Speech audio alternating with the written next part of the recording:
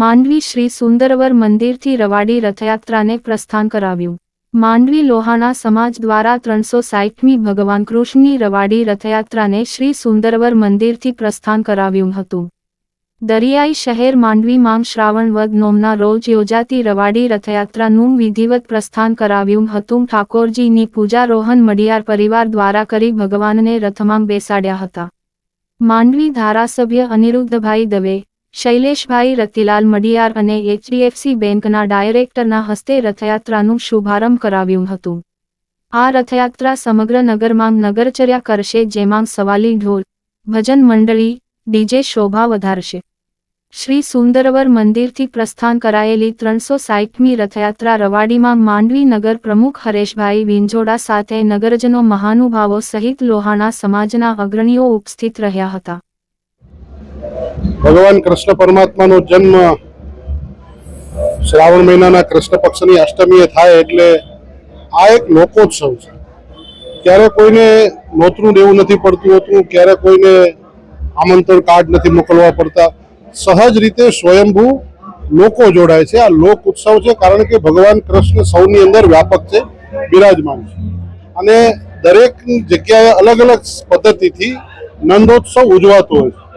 અહીં માંડવીની અંદર લોહાણા સમાજ દ્વારા લગભગ 260 વર્ષથી આ નંદોત્સવ પછી એટલે કે નોમના દિવસે લોહાણા સમાજ દ્વારા રવાડી નીકળે છે, અને એ રવાડીનો પ્રારંભ દર વર્ષે મહાજનના લોકો, ગામના લોકો બધા કરે છે। આજે વરસાદી માહોલ છે, વરસાદની આગાહી છે, એનું દુઃખ પણ છે, જ્યાં પાણી ભરાણા છે, જ્યાં નુકસાની છે એનું દુઃખ પણ છે। એ લોકોનું દુઃખની સાથે દુઃખી છે, અને અહીંયા લોકોનો જે આનંદનો ઉત્સવ છે એ ઉત્સવની સાથે પણ રહેવું પડે છે। તો પરમાત્મા પાસે પ્રાર્થના કરીએ છીએ કે જલ્દીથી આ દુઃખ દૂર થાય અને પરમાત્મા સૌ ઉપર કૃપા કરે અને સારાવાના થાય।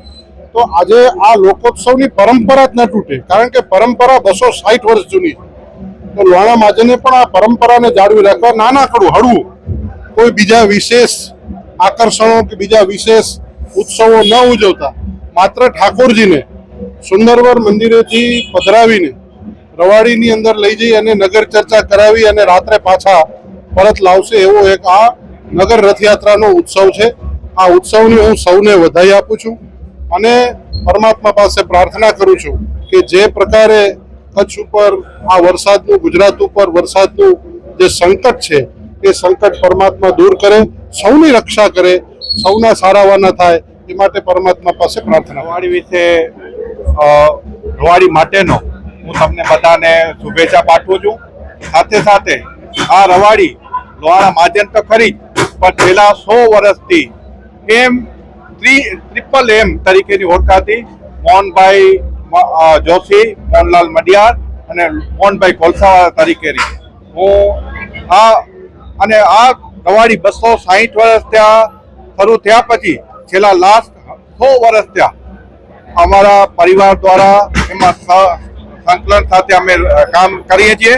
મને પોતાને પણ આ રવાડીમાં એનો ભાગ લેતા લેતા આજે 50 વર્ષો થઈ ગયા, એટલે હું આ સૌને શુભેચ્છા પાઠવું છું।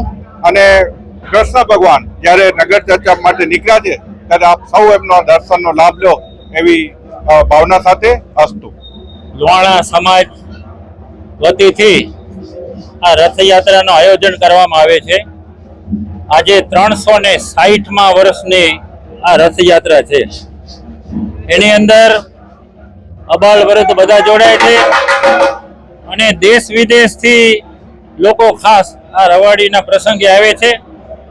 પ્રથમ કૃષ્ણ ભગવાનની પૂજન કરી અને એને રથયાત્રામાં રોહન મડિયાર પરિવાર તરફથી બેસાડવામાં આવે છે।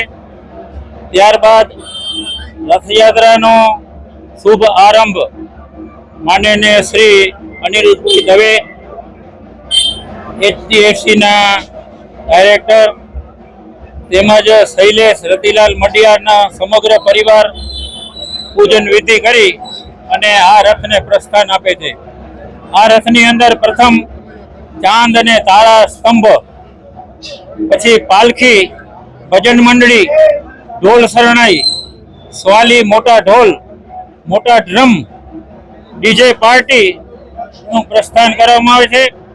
મુહૂર્ત પ્રમાણે 4:30-5 વાગે પ્રસ્થાન થયા પછી નગરની જે રચના છે એ પ્રમાણે 2:30 થી 3 વાગે લક્ષ્મીના ચોકમાં પહોંચી એમનો શામળિયાજીનો સ્નાનાવિધિ કોટેશ્વર મંદિરમાં કરાવી પછી પાછી રવાડીમાં પ્રસ્થાન કરી અને સવારે 6 વાગે ફરી આ સુંદરવન મંદિરની અંદર પહોંચાડવામાં આવે છે.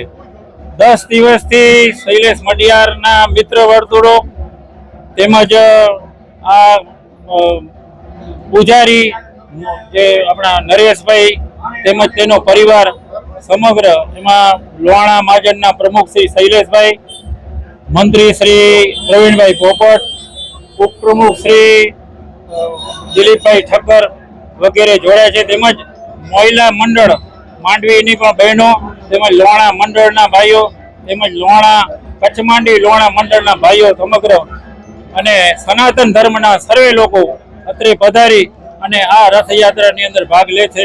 અસ્તુ.